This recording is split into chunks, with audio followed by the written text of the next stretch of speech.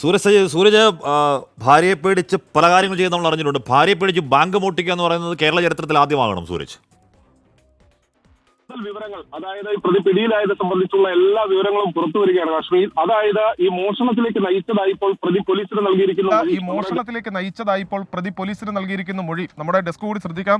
അതായത് മോഷണത്തിന് നയിച്ച കാര്യം എന്ന് പറയുന്നത് ഇയാളുടെ ആഡംബര ജീവിതമാണ്. അതായത് ഭാര്യയ്ക്ക് വിദേശത്ത് ജോലിയാണ്.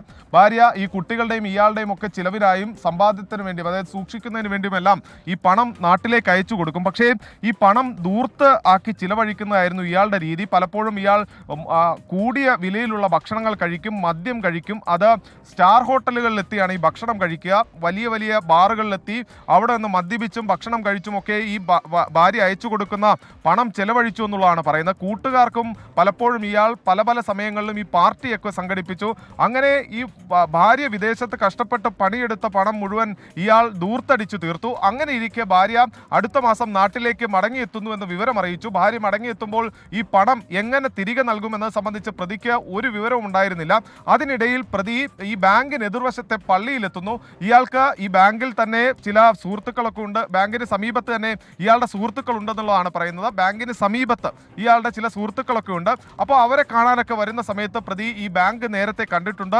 ബാങ്കിന് എതിർവശത്തെ പള്ളിയിൽ ഇയാൾ വന്ന സമയത്താണ് ഈ ബാങ്കിൽ സെക്യൂരിറ്റി ഇല്ല എന്ന വിവരം ഇയാൾ മനസ്സിലാക്കുന്നത്. ആ പള്ളിയിൽ നിന്ന് ഇയാൾ ഈ ബാങ്ക് പലപ്പോഴും നിരീക്ഷിച്ചിരുന്നു എന്നുള്ളതാണ് പറയുന്നത്. അങ്ങനെ ഒരു ദിവസം ഈ ബാങ്കിനകത്തടക്കം പ്രതി കയറി ഈ ബാങ്കിലെ സാഹചര്യങ്ങൾ ഇയാൾ പഠിച്ചു. അതിനുശേഷമാണ് ഈ ബാങ്കിൽ നിന്ന് പണം മോഷ്ടിക്കാം, അതായത് തനിക്ക് ആവശ്യമുള്ള 15 ലക്ഷം രൂപ അത് കയ്യിൽ കിട്ടുന്ന 3 കെട്ട് എടുത്തുകൊണ്ട് അവിടെ നിന്ന് രക്ഷപ്പെടുക. അത് 15 ലക്ഷം എന്ന ഒരു ഇതിന്റെ പുറത്തല്ല, പകരം അവിടെ നിന്ന് കിട്ടുന്ന പണം കയ്യിലെടുക്കുക എന്ന തരത്തിൽ ഇയാൾ 3 കെട്ട് നോട്ടും എടുത്തു പോകുന്നു. ആ സമയത്ത് ഇയാൾ ധരിച്ചിരുന്നത് 2 ടീഷർട്ട്, അതിനു മുകളിൽ ഒരു ജാക്കറ്റ്, ഹെൽമറ്റും കണ്ണടയും ധരിച്ചിരുന്നു. പ്രതി ഇവിടെ നിന്ന് 2 മിനിറ്റ് കൊണ്ട് ഈ ദേശീയപാതയിലേക്ക് കടന്നു എന്നുള്ളതാണ് പോലീസിന്റെ കണ്ടെത്തൽ. 2 മിനിറ്റ് കൊണ്ട് ദേശീയപാതയിലേക്ക് കടന്ന പ്രതി ബൈ റോഡിലേക്ക് കടക്കുന്നു. സൂരജ് ചുരുക്കി പറഞ്ഞ വിദേശത്തുള്ള ഭാര്യ ഇയാൾക്ക് പണം അയച്ചു കൊടുത്തു. അത് ഭാര്യ വിചാരിക്കുന്നുണ്ടാവും ഇയാൾ എവിടെയെങ്കിലും ഇൻവെസ്റ്റ് ചെയ്യോ അല്ലെങ്കിൽ മറ്റെന്തെങ്കിലും ചെയ്യുമെന്ന് വിചാരിച്ചിട്ടുണ്ടാവും. ഇയാൾ അത് കൂട്ടുകാർക്കൊപ്പം അടിച്ചു പൊളിച്ചു. മദ്യമൊക്കെ കുടിച്ച് ദൂർത്ത് ജീവിച്ച് അടിച്ചു പൊളിച്ചു. അത് കഴിഞ്ഞ് ഭാര്യ വരുന്നു, പെട്ടെന്ന് ഇയാൾ അറിയുന്നു. പെട്ടെന്ന് ഇയാൾ വരുമ്പോൾ ഭാര്യ ചോദിക്കും, ഈ അയച്ചെന്ന പണമൊക്കെ എവിടെ മനുഷ്യ എന്ന് ചോദിക്കും. അപ്പോൾ അതിനുള്ള മറുപടിക്കായി ബാങ്ക് പൊട്ടിച്ചു. അതാണ് ഒറ്റ വാക്കിലെ മറുപടി. സൂരജ്,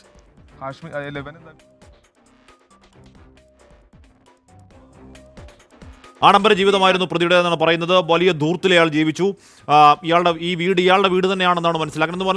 എന്ന് പറഞ്ഞാൽ എന്താണ്, ഒരു വലിയ സമ്പന്നമായി അല്ലെങ്കിൽ സമ്പന്ന രീതിയിൽ തന്നെ ജീവിച്ച് ധൂർത്തടിച്ച് കൂട്ടുകാർക്കൊപ്പം കറങ്ങി നടന്ന് ഈ പറഞ്ഞ വലിയ സ്റ്റാർ ഹോട്ടലിൽ കയറി മദ്യപാനമൊക്കെ ശീലമാക്കിയ ഒരാൾ ആണെന്ന് വേണം മനസ്സിലാക്കാൻ. പക്ഷേ ആ പണമൊക്കെ ഇയാൾ ചിലവാക്കിയത് ഭാര്യ വിദേശത്ത് നിന്ന് അയച്ചു കൊടുത്ത പണം എടുത്തിട്ടാണ് എന്നാണ് മനസ്സിലാവുന്നത്. ഭാര്യ ഈ വരുന്ന അടുത്ത മാസം എന്തോ ഭാര്യ മടങ്ങി വരുന്നു. ഭാര്യ മടങ്ങി വരുമ്പോഴേക്കും ഈ പണം അയച്ചു കൊടുത്ത പണം എവിടെ എന്ന ചോദ്യമുണ്ടാകും. ആ ചോദ്യത്തിനുള്ള മറുപടിയായി 15 ലക്ഷം രൂപ ബാങ്കിൽ നിന്ന് മോഷ്ടിച്ചു എന്നുള്ളതാണ് ഇയാൾ പോലീസിനോട് പറയുന്നത്. എന്തായാലും അത് കേരള ചരിത്രത്തിൽ സമാനതകളില്ലാത്തൊരു മോഷണമാണ് എന്ന് ഉറപ്പായും പറയാം.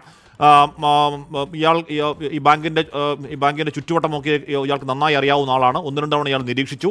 ബാങ്കിൽ വേറെ സെക്യൂരിറ്റി ഒന്നുമില്ലാതെ മനസ്സിലാക്കി വീട്ടിൽ പോയി ഒരു കറക്കത്തി എടുത്തുകൊണ്ട് വന്ന് ഈ പറയുന്ന ബാങ്കിലെ ജീവനക്കാരെ ബന്ധുക്കളാക്കി കയ്യിൽ കിട്ടിയ പണം അവിടെ നോക്കി എണ്ണി നോക്കുന്നൊന്നുമില്ല, കയ്യിൽ കിട്ടിയ 3 പണക്കെട്ടെടുത്ത് 3 മിനിറ്റ് കൊണ്ട് അവിടെ നിന്ന് രക്ഷപ്പെടുന്ന കാഴ്ചയാണ് നമ്മൾ കണ്ടത്. അത് CCTV-യിൽ വളരെ വ്യക്തമായി കാണുകയും ചെയ്തതാണ്. സൂരജ് സജീവ് വിവരങ്ങളുമായി ചേരുന്നുണ്ട്. സൂരജ്, ഇപ്പോഴും ഇയാളുടെ ആ വീട്ടിൽ, ആഡംബര വീട്ടിൽ പോലീസ് ഇയാളെ ചോദ്യം ചെയ്യൽ തുടരുകയാണോ സൂരജ്?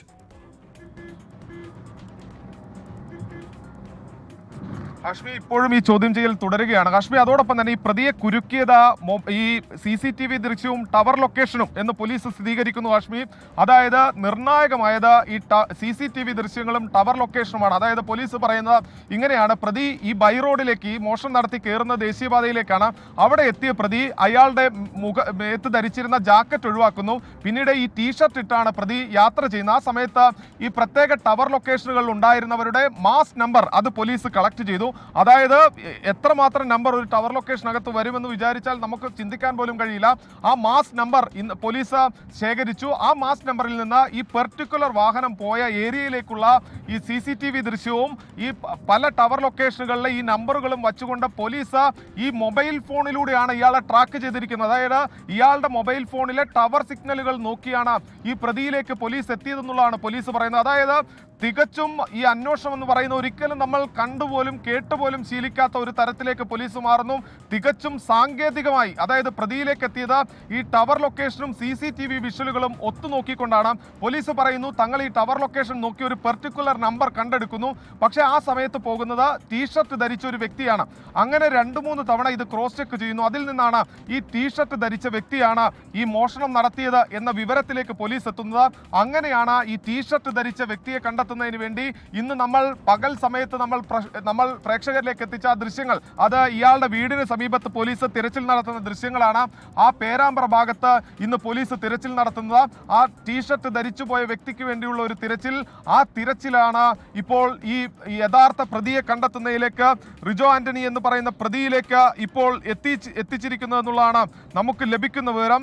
എന്തായാലും ഇയാൾക്ക് വലിയ കടമുണ്ടായിരുന്നു. ആ കടം റിജോ സ്വയം വരുത്തി വെച്ചതാണ്. വിദേശത്ത് കഷ്ടപ്പെട്ട് പണിയെടുക്കുന്ന ഭാര്യ, അവർ നാട്ടിലെ ഭർത്താവിനും കുട്ടികൾക്കും വേണ്ടി ആ പണം ഇങ്ങോട്ടേക്ക് അയച്ചു കൊടുക്കുന്നു. അവരുടെ ചിലവ് കഴിഞ്ഞതിന് ശേഷം ബാക്കിയുള്ള തുക അത് ഇവർക്ക് നാളെ ഒരു കാലം എന്തെങ്കിലും ആവശ്യം വന്നാൽ അതൊരു നീക്കിയിരിപ്പാകട്ടെ എന്ന് കരുതി ഭർത്താവിനെ വിശ്വസിച്ച് ഈ പണം അയാളുടെ അക്കൗണ്ടിലേക്ക് അയച്ചു കൊടുക്കുന്നു. പക്ഷേ ഈ പണം കൊണ്ട് ഇയാൾ ചെയ്തത് എന്തെന്ന് വെച്ച് കഴിഞ്ഞാൽ അത് ദൂർത്തടിച്ചു തീർക്കുക. 5 സ്റ്റാർ ബാറുകളിലെത്തി മദ്യപിക്കുന്നു, സുഹൃത്തുക്കൾക്ക് പ്രത്യേക പാർട്ടി ഒരുക്കുന്നു.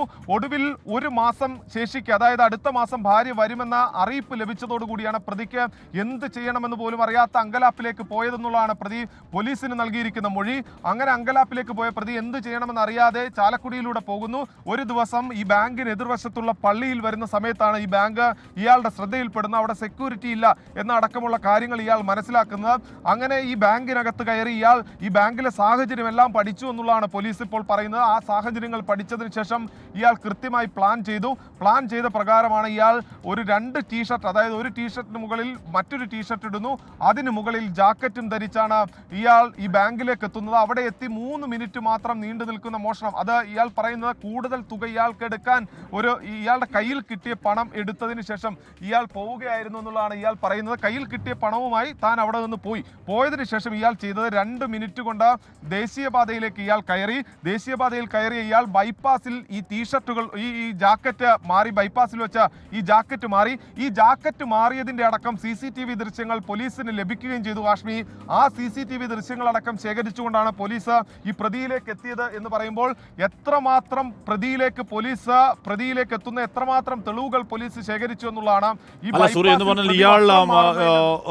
ഇയാൾക്ക് മറ്റെന്തെങ്കിലും ക്രിമിനൽ പശ്ചാത്തലമുള്ള ആളല്ല. ഇയാൾ ഏതെങ്കിലും തരത്തിൽ നേരത്തെ ഈ കവർച്ച ശീലമാക്കിയ ആളല്ല. ഇയാൾ ഇപ്പോൾ ഭാര്യ വരുമ്പോൾ പണം എവിടെയെന്ന് ചോദ്യം മറികടക്കാനുള്ള ഒരു താൽക്കാലികമായി ഇയാൾ ചെയ്യുന്ന ഒരു കുറ്റകൃത്യമാണ് എന്ന് പറയുമ്പോൾ പോലും ഇയാൾ വളരെ സമർത്ഥമായി കവർച്ച നടത്തുകയും അതിനുശേഷം പോലീസിന്റെ പിടിയിലാവാതിരിക്കാൻ വളരെ സമർത്ഥമായ നീക്കങ്ങൾ നടത്തുകയും ചെയ്തു, അല്ലേ സൂരജ്? ഹാഷ്മി, തീർച്ചയായും. അതായത് പ്രതി ഇവരെ തെറ്റിക്കുന്നതിന് വേണ്ടി ബോധപൂർവമായ ശ്രമം, അതായത് ഈ ആളുകളെ തെറ്റിദ്ധരിപ്പിക്കുന്നതിന് വേണ്ടി, പോലീസിനെ തെറ്റിദ്ധരിപ്പിക്കുന്നതിന് വേണ്ടി ബോധപൂർവമായ ഒരു ശ്രമം അത് പ്രതിയുടെ ഭാഗത്തു നിന്നുണ്ടായി. പക്ഷെ പോലീസ് ആ തെറ്റിദ്ധാരണയിൽ വഴങ്ങിയില്ല, അല്ലെങ്കിൽ അതിൽ പെട്ടില്ല എന്നുള്ളത് തന്നെയാണ് ഏറ്റവും പ്രധാനപ്പെട്ട കാര്യം. പോലീസിനെ സംബന്ധിച്ച് പോലീസിന് കൃത്യമായ വിവരം, അതായത് പ്രതിയിലേക്ക് എത്തുന്ന കൃത്യമായ വിവരം പോലീസിനുണ്ടായിരുന്നു. ഇന്ന് കാശ്മി നമ്മുടെ ബ്രേക്കിംഗ് വിത്ത് കാശ്മിയിൽ ഞാൻ പറഞ്ഞതാണ് കാശ്മി, വൈകുന്നേരം ഒരു ബ്രേക്ക് ത്രൂ ഉണ്ടാകും എന്ന് പോലീസ് അടിവരയിട്ട് പറയുന്നു എന്ന് നമ്മൾ തന്നെ ഇന്ന് കാശ്മിയുടെ ഷോയിലാണ് നമ്മൾ ഇന്നത് പറഞ്ഞത്. ഒരു ബ്രേക്ക് ത്രൂ ഉണ്ടാകും എന്ന് പോലീസ് പറഞ്ഞു എന്ന വിവരം നമ്മൾ പറഞ്ഞതാണ്. അത് ഇവർക്ക് കൃത്യമായ തെളിവുകൾ ഉണ്ടായിരുന്നു. അതോടൊപ്പം തന്നെ രാവിലെ നമ്മൾ ഉന്നത ഉദ്യോഗസ്ഥരായി ഒക്കെ സംസാരിക്കുമ്പോൾ അവർ പറഞ്ഞിരുന്ന കാര്യം, ചില ഫോൺ രേഖകളെ സംബന്ധിച്ചുള്ള വിവരങ്ങൾ അത് കേന്ദ്രത്തിൽ നിന്ന്, കേന്ദ്ര മൊബൈൽ മന്ത്രാലയവുമായിട്ട്, അതുമായിട്ട് ബന്ധപ്പെട്ട വകുപ്പുമായിട്ട്, ടെലികോം മന്ത്രാലയവുമായി ബന്ധപ്പെട്ടുകൊണ്ട് ചോദിച്ചിട്ടുണ്ട്. ആ വിവരങ്ങൾ ലഭിച്ചാലാണ് ഇതിനകത്ത് കൂടുതൽ വ്യക്തത വരികയുള്ളൂ എന്ന് ഇന്ന് തന്നെ അന്വേഷണ ഉദ്യോഗസ്ഥർ നമ്മളോട് പറഞ്ഞിരുന്നതാണ്.